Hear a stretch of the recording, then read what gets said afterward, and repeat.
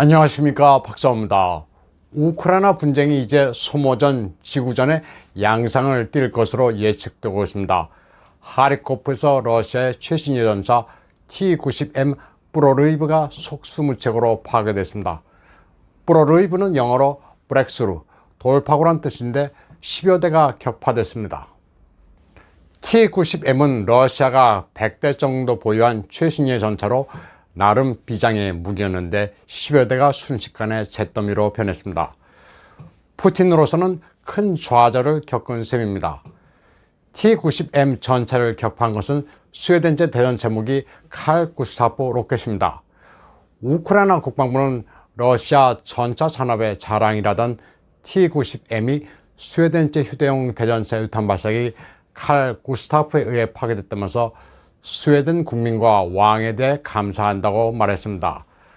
스웨덴 국왕의 이름을 딴 칼 구스타프는 스웨덴 사브가 제조하는 사정거리 1200m의 대전차 로켓입니다. T-90M 전차의 괴멸은 상징성이 상당합니다.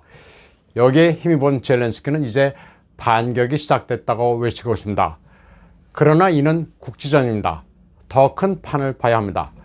다만 젤렌스키 입장에서 무기를 더 많이 지원하면 전쟁에 이길 수 있다는 논리는 더욱 그럴듯해졌습니다. 서구는 계속 수렁을 만들어 러시아를 유도하고 있습니다. 수렁을 만드는데 안 빠질 수는 없습니다.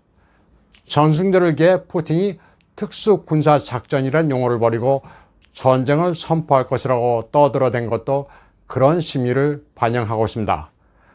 러시아는 과거 중공과 우스리강의 전바오다오, 러시아명 다만스키라는 작은 섬을 두고 무력 분쟁이 벌어졌을 때도 특수군사작전이라는 용어를 사용했습니다. 특수군사작전의 불문율은 적국의 수도나 지도자를 목표로 하지 않는다는 점입니다. 그리고 소기의 군사 목표가 달성되면 병력을 철수하는 게 특수군사작전입니다. 서방 세계와 젤렌스키는 계속 전쟁의 판이 커져 푸틴이 전면전을 선포하기를 바라기라도 하는 것 같습니다. 러시아에서는 우크라이나 사태 발발 이후 석 달 동안 388만 명이 외국으로 빠져나갔습니다. 그리고 얀덱스에는 всеобщая 모빌리자ция, 총동원령이란 단어가 검색어 상위권에 올랐습니다. 혹시 발동될지도 모를 총동원령을 피하기 위해 출국 러시가 발생한 것으로 보는 시각도 있습니다. 러시아는 아직까지 직업군인과 지원병으로 작전을 수행하고 있습니다. 그리고 우크라이나에서 전사한 장병의 가족들에 대한 혜택도 발표했습니다. 그러나 서구가 우크라이나를 장기말로 이용해 소모적인 장기전, 지구전으로 나아가 러시아가 총동원령을 내리는 상황이 되면 그야말로 전면전이 될 가능성도 있기는 합니다. 특수군사작전이라는 용어는 현재 종잡을 수 없는 플레이어들의 게임과도 관련이 있습니다. 독일의 경우 외교부장 안날레나 베복은 우크라이나를 방문해 젤렌스키를 만나 격려했습니다. 반면 올라프 숄츠 총리는 중공의 시진핑과 화상회담을 가졌습니다. 숄츠는 우크라이나에 어쩔 수 없이 무기를 지원하고 있지만 러시아로부터 에너지 공급이 끊기면 보수적으로 잡아도 50만 개의 일자리가 사라진다는 것을 잘 알고 있습니다. 또 현재 러시아와 협력하고 있는 중공과 소원해지기가 힘듭니다. 벤츠, 아우디, 폭스바겐, BMW 같은 자동차 공업의 사활이 중공 시장에 달려있기 때문입니다. 미국도 대중 관세를 확 푼 마당에 독일도 중공에서 경제적 이익을 포기할 리 만무합니다. 세계가 겉다르고 속다른 역사상 없었던 게임을 하고 있습니다. 전 세계가 가면 무도회를 하고 있습니다. 한편 5월 11일 러시아 국방부는 메가톤급 폭로를 했습니다.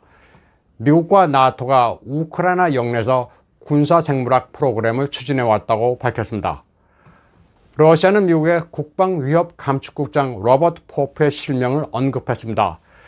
4월 10일 로버트 포프는 우크라이나에서 생물학 무기 개발 연구 증거가 없으며 우크라이나는 그럴 만한 인프라가 없다고 말했지만 이게 모두 거짓말이라는 겁니다. 우크라이나에서 공공보건 차원에서 연구해야 하는 것은 HIV, 소아마비, 홍역, 간염인데도 불구하고 콜레라, 야토병, 흑사병 한타 바이러스를 집중적으로 연구해왔다고 러시아 국방부는 밝혔습니다. 그리고 이 같은 균의 투발 수단으로 터키제 무인기 바이락타르를 구매했다는 겁니다. 바이락타르를 구매할 때부터 스프레이 기능이 가능한지를 제조사 측에 타진하기도 했다고 러시아 측은 주장했습니다. 또 3월 9일에는 다른 무인기에 30리터짜리 컨테이너와 스프레이를 장착해 해로선을 띄운 것을 발견하기도 했다고 밝혔습니다. 러시아 국방부는 또 이 같은 우크라이나 내 생물학 연구 프로젝트의 큰 그림도 설명했습니다. 미국 민주당의 오바마, 힐러리, 바이든, 그리고 소로스가 프로젝트의 이데올로그라고 말했습니다. 미 국무부와 CIA, 질병통제센터 같은 미 정부기관, 파이저, 바텔, 모더나 같은 거대 제약회사, 그리고 우크라이나 국방부, 과학기술센터가 유기적으로 연관되어 있다고 주장했습니다.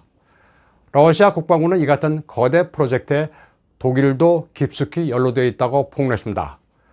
독일의 생물학 연구기관들은 전 세계 25개 지역에서 건강한 사람 3,500명의 혈장 샘플을 채취해 연구 중이라고 밝혔습니다. 또 루블린 의대는 우크라이나 르비프 의대와 협약을 맺고 미국 군사 생물학 무기에 공동 참여했으며 그 대가도 지불받았다고 주장했습니다. 여기에는 폴란드의 수의학 연구기관도 얽혀 있습니다. 러시아 국방부는 또 우크라이나에서 내성이 강한 결핵균을 고의로 민간인에게 감염시키는 시도도 이루어졌다고 폭로했습니다. 루간스크 공화국의 슬라비아노 세르브스키 구를 목표로 했다고 합니다. 수법은 가짜돈에 결핵균을 묻혀 날리는 방식입니다. 아무거나 주워서 입에 넣는 어린이들의 특성을 고려했다고 합니다. 우크라이나에서는 하리코프의 정신병원에 수용된 환자를 대상으로 생체 실험까지 했다고 러시아 국방부는 폭로했습니다. 그리고 하리코프의 제1정신병원과 제3정신병원에 수용된 40세에서 60세 된 남성 집단이 대상이라고 말했습니다. 그리고 여기에는 미국 플로리다 토박인 린다 오포르토라는 전문가가 참여했다고도 폭로했습니다. 마리오폴에도 위생, 병약, 수의학 연구소가 존재했다고 합니다. 러시아 국방부에 따르면 우크라이나 당국은 2월 25일 실험 증거를 모두 파기하라는 지시를 내렸습니다. 또 마리오폴에서는 콜레라균 균주를 보관했었는데 이를 급히 키예프로 보냈다고 합니다. 러시아 국방부는 또 우크라이나가 대량 살상 무기를 러시아군이 사용했다고 주장하는 시나리오도 준비하고 있는 것으로 판단한다고 밝혔습니다. 키예프 당국이 독가스나 생물학 무기로부터 피부와 호흡기를 보호하기 위한 방호 장비를 서구에 요청한 것도 이런 차원이라고 주장했습니다. 벌써 미국은 우크라이나 보건부의 요청에 따라 22만 도스의 아르토핀 앰플을 보냈습니다. 우크라이나는 서구 세계로부터 인도적 지원 명목으로 방독면, 마스크, 필터, 산소 호흡기 등을 제공받고 있는데 이 또한 고도로 계산된 시나리오에 따른 것이라고 러시아 측은 주장했습니다. 하리코프 전선에서 러시아군은 밀리고 있지만 대신 남부 흑해 연안에서는 강력한 공세를 취하고 있습니다. 마리오폴, 헤르손에 이어 우크라이나 제3의 도시 오데사를 노리고 있습니다. 러시아군은 오데사의 쇼핑센터 등에 7발의 미사일을 날렸습니다.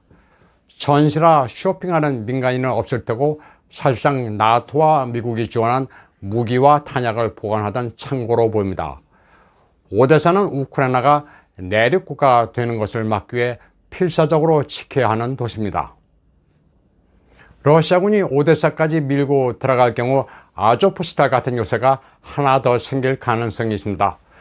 바로 수백 년 전에 조성된 카타콤, 지하 공동묘지입니다.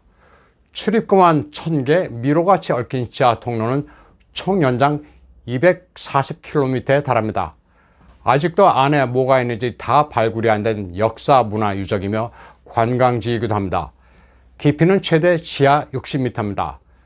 그 안에는 천연 호수도 있고 물고기도 살고 있습니다.